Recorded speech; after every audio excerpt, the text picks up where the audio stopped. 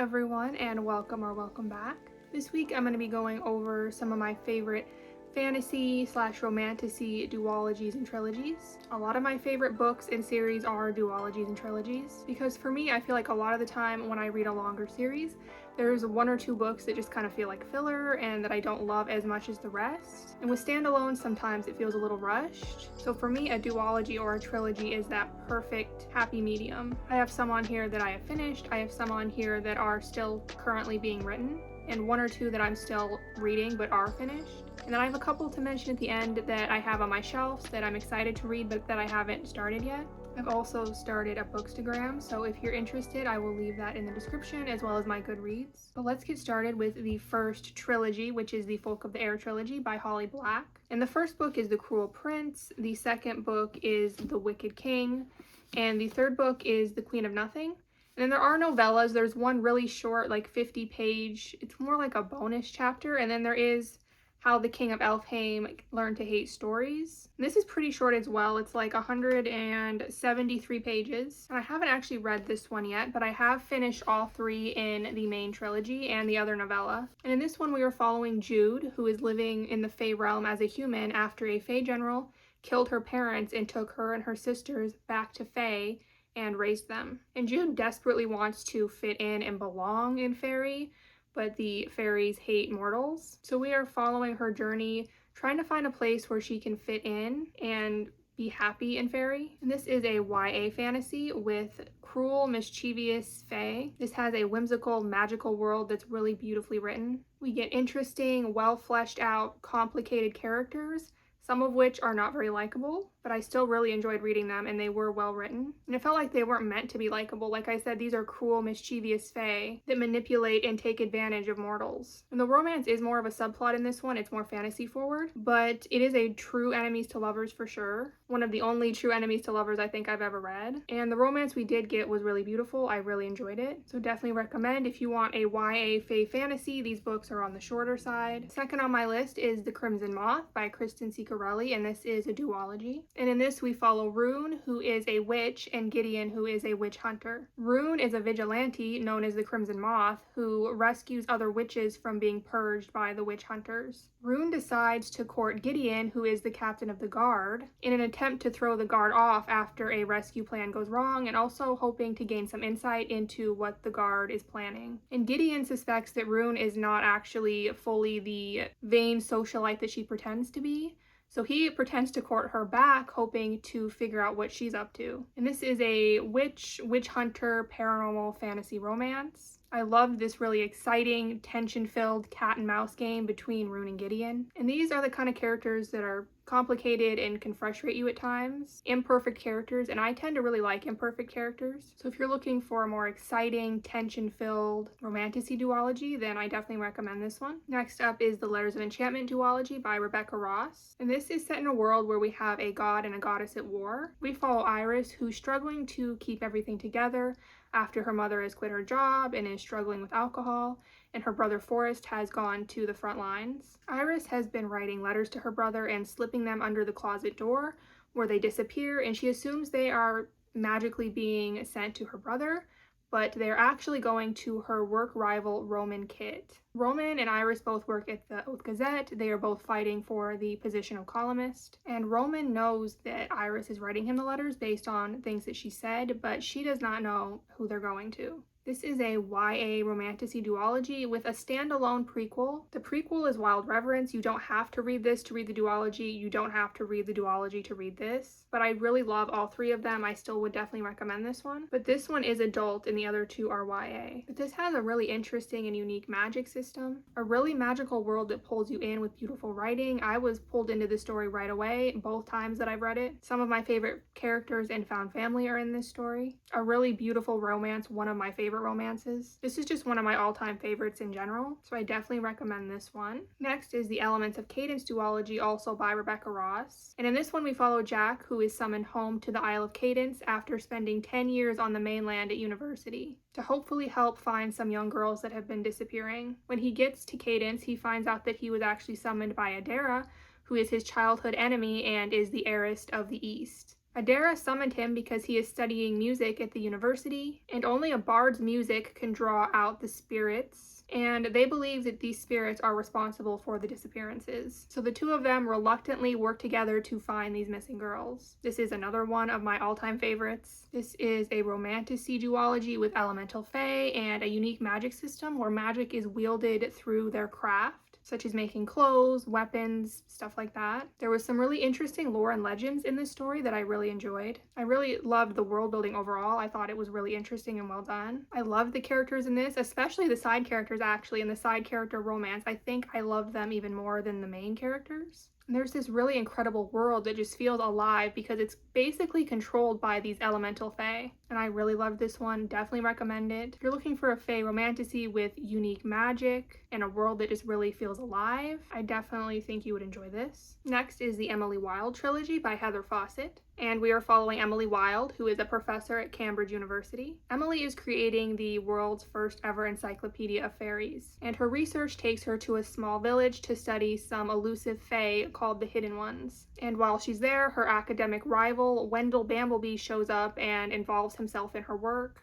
The other two books follow her as she researches for other projects. In the second book, she is making a map of all of the doors of fairy. And in the third book, she is making a compendium of lost fae tales. But there's also an overarching plot throughout that I really enjoyed. And this is a fae fantasy with a side of romance. This had really interesting characters that ended up being favorite characters of mine by the end. I love Emily and Wendell. We also had this changing cast of side characters throughout the books, which I really liked. And there were reappearances of these characters sprinkled throughout, and some of them I really loved, like Poe and Snowbell. And this has a cozy-ish atmosphere with some more intense moments in it. So I wouldn't necessarily call it cozy, but it does feel cozy-ish. This was just an enchanting world that I really enjoyed exploring. So if you think you would like a cozy-ish, academic feeling fantasy, I think you would really like this. The next duology is the Shepherd King duology by Rachel Gillig. And this one is set in a place called Blunder, where there is this magical infection that travels through mist that is surrounding the kingdom, trapping everyone in. And this infection starts out as a fever, and then it gives powers to the person who's infected. But these people also end up degenerating, and this affects all of them differently. It's believed that the people who are infected are dangerous, so the king's destriers round up anyone who has it and eliminates them. And we follow Elspeth, who has had this infection, but no one outside of her family knows, because her degeneration hasn't started yet.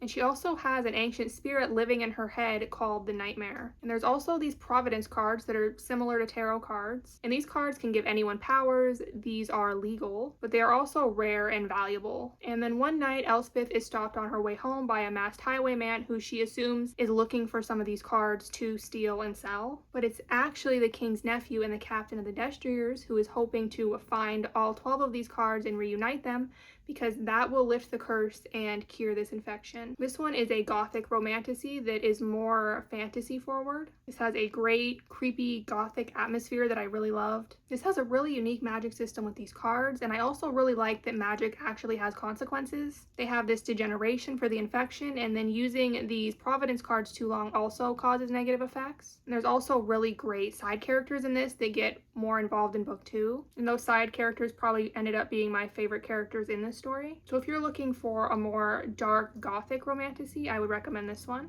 Next is a trilogy. This is the Green Bone Saga by Fonda Lee, and this one is set on the island of Kekon, and Kekon is the only place that has this rare magical jade that can grant superhuman abilities. But not everyone can handle this jade. Only people with the right heritage and training are able to wear it, and even the people that can wear it vary in how much they can actually wear without negative effects. And we are following the Call family, who run one of 2 major crime families on the island. Rising tensions lead to violence between the Calls and their enemies, and the threat of war arises. And this is a unique urban fantasy with this super cool magic system using this magical jade. This has really well fleshed out characters and really interesting dynamics between the Call family. It had detailed world building with these crime families and how they work, the politics, the training with the jade, the history. I've actually only read the first book in this series, but I really enjoyed it. All 3 of them are out, and I have a feeling the next 2 are going to be even better, so I am very excited to continue this one myself. But if you're looking for a unique urban fantasy, I think you would enjoy this one. Next up is one that is unfinished, but it's a favorite of mine so far, and that is the Wolf King trilogy by Lauren Palfreyman. And in this, we follow Aurora, who is a princess. And Aurora is engaged to a man for political reasons that she doesn't like and she doesn't want to marry. Her fiance catches wolf shifters and has them fight as entertainment for the nobility. One night, Aurora is attending one of these fights, and an alpha is put up against a young boy, and Aurora puts a stop to this fight. The alpha breaks out that night and takes Aurora with him to use as bargaining with her fiance and her father, the king. This is a wolf shifter paranormal romantasy set in a Scottish Highlands inspired world. This one has a love triangle done right. I actually really like both of the guys, and I would be happy regardless. It has a fun, fast-paced story that I could not put down from the very first chapter. And the final book comes out in November, so I am very excited about that. But if you're looking for a fun, fast-paced wolf shifter story, I think you would really like this. Next up is The Heart Duology by H.M. Wolf. And this is set in a corrupt world that is ruled by masked elite. There are 3 rings that separate people based on status and wealth. And the further out you go, the worse the living conditions get. And we follow Shadera, who lives in the outermost ring, the Boundary. Shadera is a daggermouth, which is a mercenary, and she is hired to take out the heir to the presidency. She fails and is forced into a political engagement with Grayson, who is the heir. And the president seems to be hoping that this will appease people in the outer rings, and also to prove a point that the masked elite are in control. And then some secrets come to light between Shadera and Grayson, and things get even more complicated. And this is a dystopian romance with a real enemies to lovers. This has complicated and well-written characters. Once again, these are imperfect, not always lovable characters.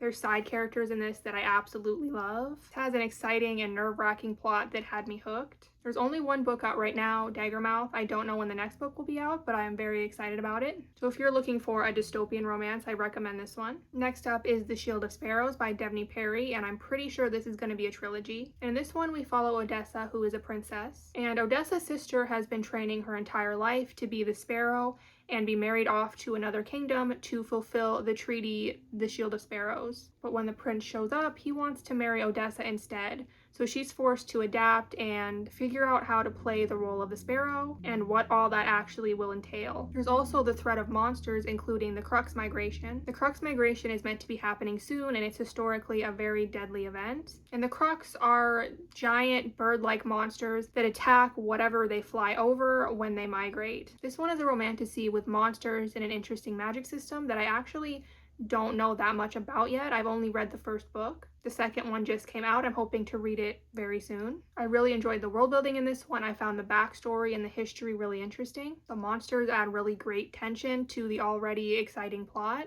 The twists kept me on my toes. I was really excited to keep reading. Book 1, I know, ends in a really exciting way. I've heard really good things about Book 2. Book 3 is set to come out on March 9th, 2027. And if you like monsters and an exciting tension-filled story, I think you'll really enjoy this. Next up is The Hell's Bells. I think this is going to be a trilogy, and this is by J.C. Lynn. And in the first book, For Whom the Bell Tolls, we follow Lily after she passes on to the afterlife, and she unexpectedly finds a place for herself in hell. She works in hell helping souls find their way. She ends up meeting a demon general named Bell, who she befriends, and they work together to figure out how to stop a threat that is looming over their world. This one is a paranormal romance with demons. This has a great large cast of side characters with a great found family. A really sweet, supportive romance that I really enjoyed. A great healing journey for our main characters and for others as well. It has some kind of cringy humor, but I found it funny. But if you don't like that, you may not enjoy this. There's only one book out right now. The second book is meant to come out in April of 2027. But I really liked the first book. I'm definitely intending to read the next ones. But if you're looking for a story with a great healing journey and a really supportive, sweet romance, I think you would really like this. And lastly, I have 2 that are on my shelves. I haven't read them, so I can't really say much about them, but I thought I'd mention them because I am excited to get to them. First up, we have Nightshade by Autumn Woods, and this is the first book in the Sorrow Song University duet. And honestly, I know nothing about this one. I thought this was a